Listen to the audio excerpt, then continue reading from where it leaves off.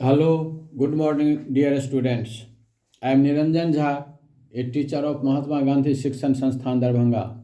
This time I am going to teach the students of class 6, subject math, and this is chapter 13. Name of chapter is symmetry. अभी हम लोग इसके पहले ratio and proportion पढ़ रहे थे, उसका कंसेप्ट समझे और उसमें जितने भी एक्सरसाइजेज थे सबको एक एक करके क्वेश्चन सॉल्व किए। आज हम लोग नया चैप्टर शुरू करने जा रहे हैं, चैप्टर 13 और name of symmetry. Chapter symmetry है, आज पहला दिन है। सिमेट्री क्या होता है? तो सिमेट्री यदि कोई दो फिगर, नॉर्मली किसी भी ऑब्जेक्ट या फिगर के लिए हम लोग सिमेट्री शब्द का यूज करते हैं।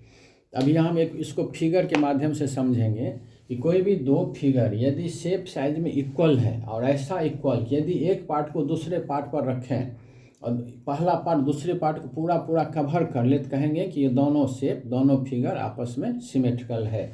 एग्जाम्पल के लिए हम ले लेते हैं, जैसे पहला हम एक रेक्टेंगल बना लिए। ये रेक्टेंगल है, इसका नाम रखिए ABCD। ये एक रेक्टेंगल है।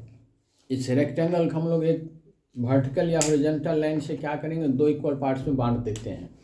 तो पहले हम वर्टिकल लाइन खींच लेते हैं, इसके एक ऐसा लाइन खींचेंगे जिसको बिल्कुल दो इक्वल पार्ट्स में डिवाइड करेगा। तो ये एक लाइन हो गया ABCD, इसका नाम रखिए E और F। ये EF लाइन रेक्टेंगल को दो इक्वल पार्ट्स में बांट रहा है और दोनों इक्वल पार्ट्स का नाम क्या रख देंगे, A, यहाँ लिख दीजिए R और S। पहला पार्ट हो गया ARSD और सेकेंड हाफ हो गया RBCS। दो इक्वल पार्ट्स हो गया। अब दोनों इक्वल पार्ट्स में क्या हो गया, यदि किसी एक हाफ पार्ट को उठा करके दूसरे के ऊपर रखेंगे तो क्या होगा, पहला पार्ट दूसरे पार्ट को पूरा कवर कर लेगा। पूरा शेप और साइज दोनों में दोनों हाफ इक्वल है। यदि हम इस पहले पार्ट्स को उठाकर दूसरे पर रखेंगे तो दूसरा कवर हो जाएगा और यदि दूसरे पार्ट को लेकर पहले पार्ट पर रखेंगे तो पहला पार्ट भी कवर हो जाएगा।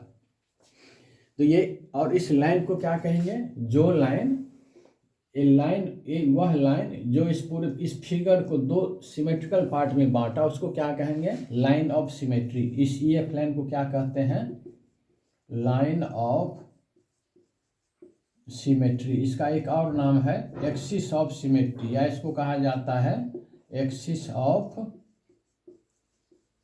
सिमेट्री। ठीक है, line of symmetry, axis of symmetry. अब हम लोग क्या देखेंगे, ये देखते हैं कि रेक्टेंगल में लाइन ऑफ एक्सिस एक ही है, लाइन ऑफ सिमेट्री एक ही है या और हो सकता है। इसके लिए हम लोग यहाँ दूसरा रेक्टेंगल बनाते हैं। रेक्टेंगल को ही देखेंगे पहले, फिर आगे हम लोग बात करेंगे। इसका नाम रख देते हैं KLM और N। इस रेक्टेंगल का नाम हो गया KLMN। दो रेक्टेंगल है। पहले रेक्टेंगल में हम वर्टिकल लाइन खींचे हैं, हमारा लाइन ऑफ सिमेट्री कैसा है, वर्टिकल है। और दूसरे रेक्टेंगल में हम क्या करते हैं, यहाँ हम हॉरिजॉन्टल लाइन खींचते हैं और यह लाइन भी क्या करेगा, इस दूसरे रेक्टेंगल को दो इक्वल पार्ट्स में डिवाइड करेगा। तो एक ऐसा लाइन हम लोग खींच लेते हैं। ये हो गया, ये लाइन हो गया, दो लाइन हो गया। इस लाइन का नाम क्या रख देंगे, PQ। यहाँ रखिए P और यहाँ लिख देते हैं Q। यह लाइन ऑफ सिमेट्री कैसा है, हॉरिजॉन्टल है और इस लाइन का नाम क्या है, PQ। PQ क्या करेगा, PQ भी क्या कर रहा है, इस रेक्टेंगल को दो इक्वल पार्ट्स में यानी दो हाफ्स में डिवाइड कर रहा है। और ये ऐसा डिवाइड कर रहा है, यदि एक पार्ट को उठाकर दूसरे के ऊपर रखेंगे तो वह दूसरा पार्ट पूरा कवर हो जाएगा। इस लाइन को हम क्या कहेंगे, PQ का नाम क्या हो। यहाँ दो हाफ कौन कौन होगा, KLMN है, यहाँ लिख देते हैं RSMN। यहाँ लिखिए M और यहाँ लिख दीजिए N। तो यहाँ कौन कौन सा दो रेक्टेंगल बन गया, KLMN एक रेक्टेंगल बन गया, ये पहला हो गया। और MN के बदले और ये इसको नंबर सीधे लिख दीजिए, रेक्टेंगल नंबर 1, रेक्टेंगल नंबर 2। यदि पहले को दूसरे के ऊपर या दूसरे को पहले के ऊपर रखेंगे, दोनों एक दूसरे को पूरा कवर करेगा। ठीक है, तो यह कैसा लाइन ऑफ सिमेट्री है, हॉरिजॉन्टल लाइन ऑफ सिमेट्री। तो एक रेक्टेंगल में कितने लाइन ऑफ सिमेट्री होंगे, केवल 2 लाइन्स ऑफ सिमेट्री होंगे और एक लाइन ऑफ सिमेट्री वर्टिकल होगा, दूसरा लाइन ऑफ सिमेट्री हॉरिजॉन्टल होगा। इसको हम लोग एक फिगर के माध्यम से भी समझते हैं। ये एक पेपर है और इस पेपर का कैसा साइज है? पेपर का साइज है रेक्टेंगल जैसा। अब ये बीच वाला रेड वाला लाइन जो देख रहे हैं, रेड वाले लाइन से इसको हम 2 इक्वल पार्ट्स में डिवाइड कर रहे हैं और दोनों इक्वल पार्ट्स में इसको यदि हम इस बीच वाले लाल वाले लाइन से फोल्ड करें और एक दूसरे के ऊपर रखें तो क्या होगा? एक आधा दूसरे आधे को 1/2 सेकेंड हाफ को पूरा कवर कर लिया।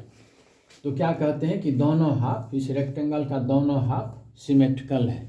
अब लाल के बदले हम बीच से डिवाइड नहीं कर रहे हैं और इसके मिडिल के अलावे कहीं से भी इसको हम डिवाइड करेंगे। यहाँ ब्लू वाले लाइन से डिवाइड कर रहे हैं और इस ब्लू वाले लाइन से यदि हम एक पार्ट ये है, एक पार्ट ये है, यदि हम इसके एक पार्ट को दूसरे पार्ट के ऊपर रखेंगे, यह इसको कवर नहीं कर पाया।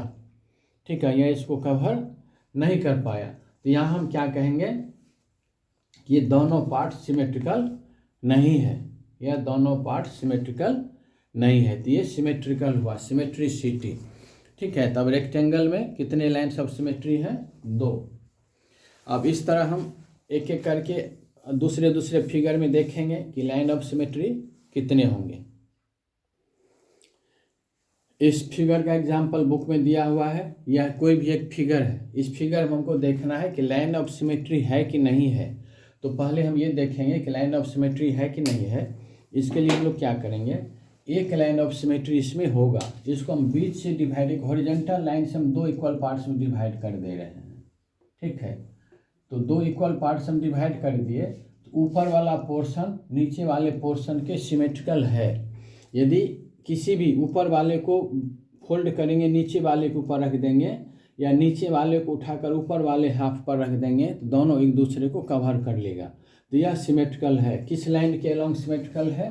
ये EF के अलोंग सिमेट्रिकल है।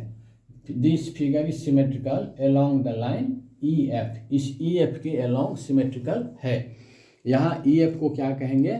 एक्सिस ऑफ सिमेट्री या लाइन ऑफ सिमेट्री। और इस फिगर में हम लोग क्या देख रहे हैं कि एक ही लाइन ऑफ सिमेट्री होगा, एक ही लाइन है जो इसको सिमेट्रिकल बना रहा है। इसके अलावे कोई भी दूसरा लाइन खींचेंगे तो यह सिमेट्रिकल नहीं होगा। और सब फिगर सिमेट्रिकल हो ऐसा ज़रूरी नहीं है, कोई फिगर सिमेट्रिकल होगा और कोई फिगर सिमेट्रिकल नहीं होगा। और किसी किसी फिगर में यदि सिमेट्रिकल है तो किसी में एक लाइन ऑफ सिमेट्री होगा, किसी में 2, किसी में इनफाइनाइट। अब इसको एक एक करके देखते हैं और किस फिगर में कितने लाइन ऑफ सिमेट्री होंगे। पहले सिमेट्री समझ गए। यदि 2 फिगर साइज शेप में इक्वल हो और इस तरह से इक्वल हो कि एक पार्ट दूसरे पार्ट को पूरा कवर कर ले, तो उसको कहेंगे सिमेट्रिकल। एक लाइन खींचिए, एक लाइन, ये लाइन है, कोई भी लाइन, इस लाइन का नाम रख दिए AB। AB सिमेट्रिकल होगा। AB लाइन में कितने लाइन ऑफ सिमेट्री होंगे? 2 लाइन, एक ही लाइन ऑफ सिमेट्री होगा। ये इसका मिडिल पॉइंट है। यदि हम इसको मिडिल पॉइंट पर डिवाइड कर दें तो क्या होगा? O पॉइंट पर, तो AO BO के सिमेट्रिकल होगा। यानी कि किसी लाइन में कितना लाइन ऑफ सिमेट्री होगा? एक लाइन सेगमेंट। ये लाइन सेगमेंट है। लाइन सेगमेंट का मतलब इसका लेंथ फिक्स है, P और Q 2 पॉइंट्स हैं। P एक इंड पॉइंट और Q दूसरा इंड पॉइंट। इसमें लाइन ऑफ सिमेट्री कितना होगा? एक लाइन ऑफ सिमेट्री होगा जो इसकी मिडिल पॉइंट से, मिडिल लाइन से पास करेगा, एक लाइन ऑफ सिमेट्री होगा। तो a line has 1 line of symmetry, a line segment has 1 line of symmetry.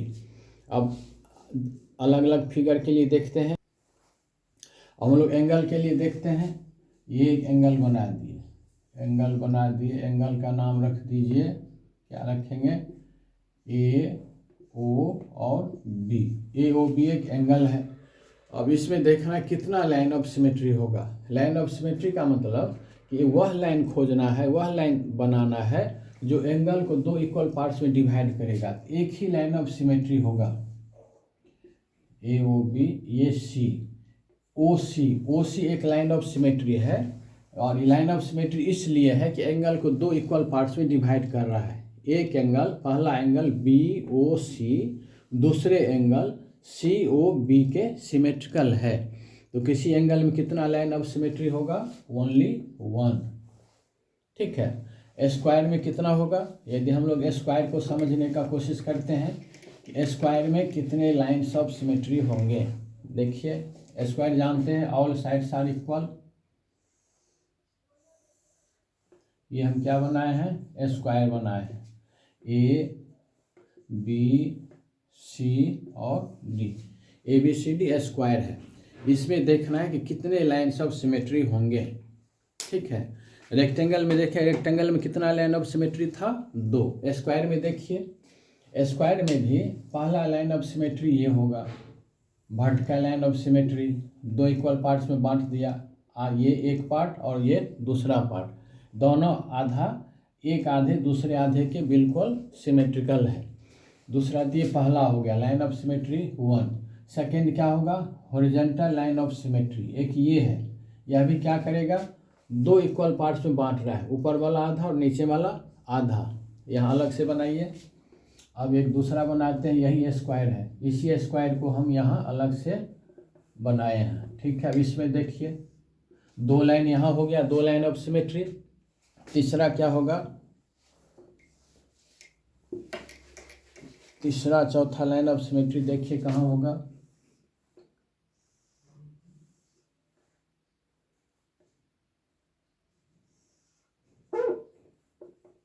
ठीक है। ये सेम यही स्क्वायर है। अब एक में अगर ज़्यादा लाइन ऑफ सिमेट्री बनाएंगे तो क्लियर नहीं होगा।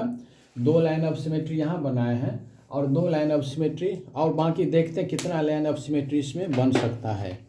तो एक डायगोनल खींचते हैं। यदि स्क्वायर में हम डायगोनल खींच दें यहाँ से यहाँ, तो क्या करेगा? डायगोनल क्या किया? स्क्वायर को 2 इक्वल पार्ट्स में डिवाइड किया, 2 इक्वल पार्ट्स में डिवाइड किया।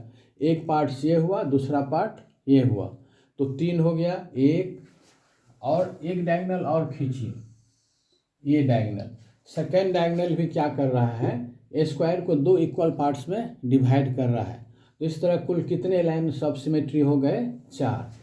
एक वर्टिकल, दूसरा हॉरिजॉन्टल और तीसरा और चौथा दोनों डायगोनल। ये दोनों क्या है?